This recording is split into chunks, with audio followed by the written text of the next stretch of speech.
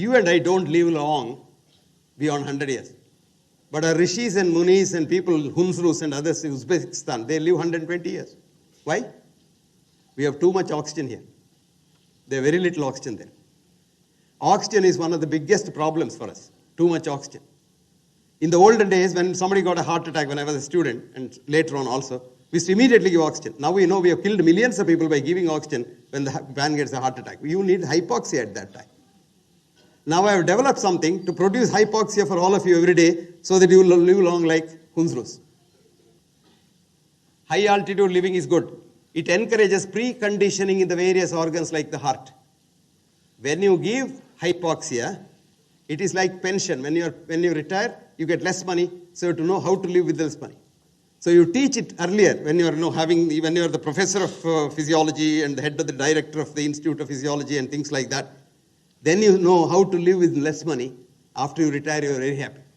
But when you are on the top, you enjoy it. And then suddenly you retire, you feel like committing suicide. Stimulus erythropoietin. Now we can study the cells. Human body. ಅಣ್ಣ ಒಂದು ಲೋಟ ನೀರು ತರ್ತೀಯಾ ಒಳ್ಳೆ ಒಂದು bottle ಒಳ್ಳೆ ಹುಡುಗ.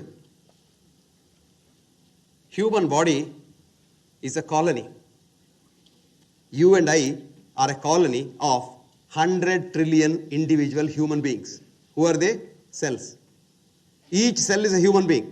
It has got its mind, it has got its all things, it does everything, and it has been living as a single unit for number of years. Millions of years. Then they thought, for economic reasons, because Manmohan Singh must have taught them some economics. So they said, we'll come together. Why all live alone? No. So they came together. When they came together, we call it as a human body. Then when they came together, they said, why should everybody do everything every day? So they started saying, say few cells, hey, you do the work of looking after all the nervous system, call him brain. You do the breathing business, call it lung. You do the pushing blood business, call it as heart. You do the walking business, call it as a muscle. And you do the strength, call it as bone. And that's how we have become a body.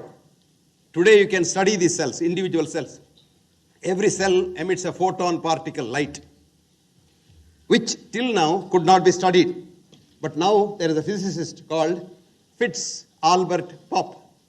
And Fritz Albert Popp has devised a photon camera, very, very interesting camera. See, this is how the picture comes. Now, if all the cells are in sync, if all the cells are happy with one another, they're dancing together, you are in healthy. When they're out of sync, you have different kinds of illnesses in the body. When you treat it and they come back, you get a normal picture. And that's the photon camera. So Fritz Albert Popp has defined health as a state of perfect subatomic communication of the cells. And disease as a breakdown of that. When you are ill, your cells are out of sync. Now I'll give you a secret of how to be healthy. These cells love one another. Did you know that? They love one another so much. They love other cells also because you are a part of me. Did you understand? Singh Saab is a part of me because he is a part of the universal consciousness called individual consciousness. I am a part of the same universal consciousness. So if I hurt Singh Saab, I am hurting myself. That is why when I want to say, I want to take this Singh Saab from his chair, I want to sit in that chair, then my cells get confused. What is this BMX fool doing?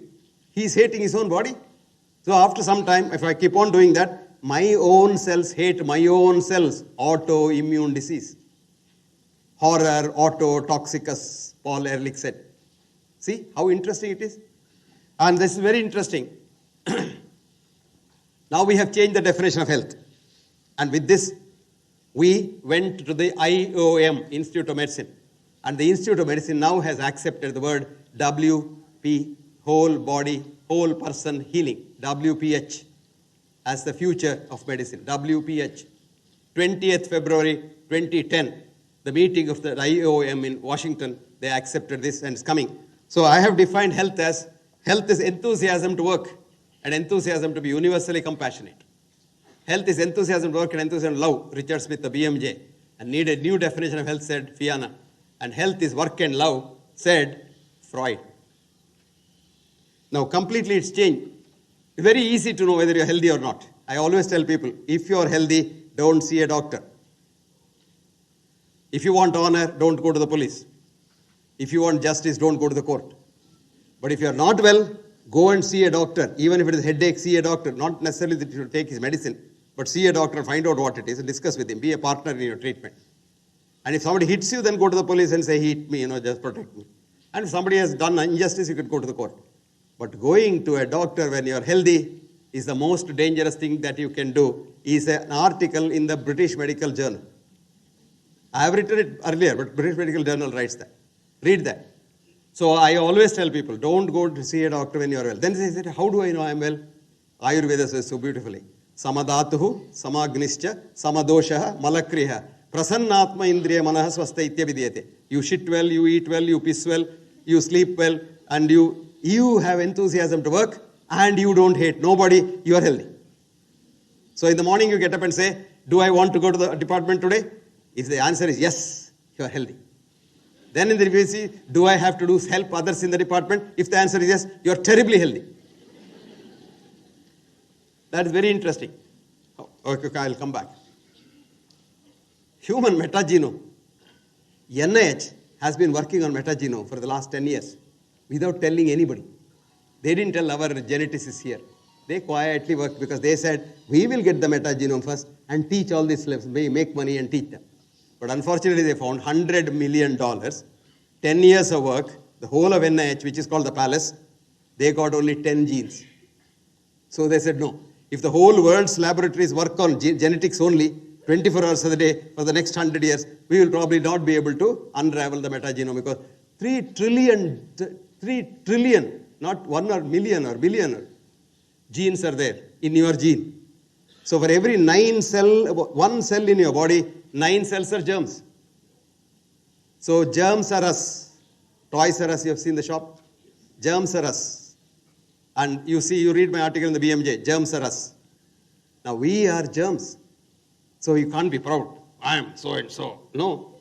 You can't even lift his finger without the permission of the E. coli or somebody. And the latest treatment for dying patients with infections, no antibiotic cures. Do you know the latest treatment? Good human feces. Healthy human feces. 250 cc, emulsified, put in a Ryle's tube in, 4 hours later the patient will go home. Americans call it as fecal transplant. So you accept it. Oh, yes, fecal transplant. I'm accepting it. If I told you, now I was watching your faces, you're making some grimacing face. Like that. When I said fecal transplant, everybody is bright. Because Johns Hopkins, it comes from Johns Hopkins. Barbara Starfield has done that and saved a lot of patients with difficile infection, Clostridium difficile. A silly germ kills people in the intensive care unit.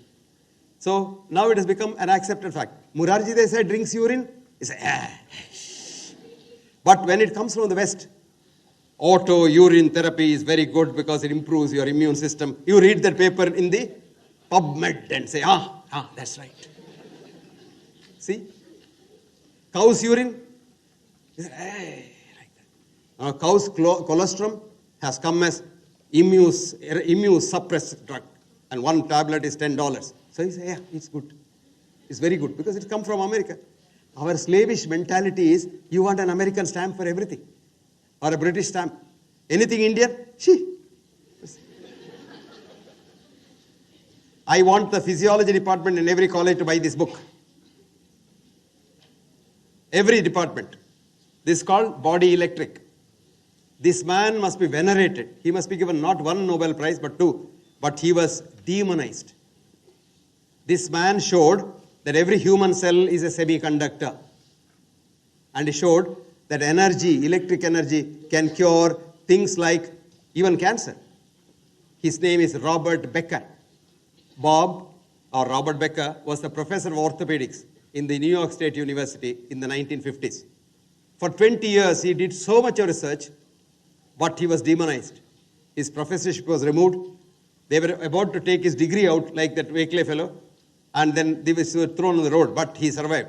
He is no more. May his soul rest in peace. But this book, every physiologist must read, The Electromagnetism and the Foundation of Life.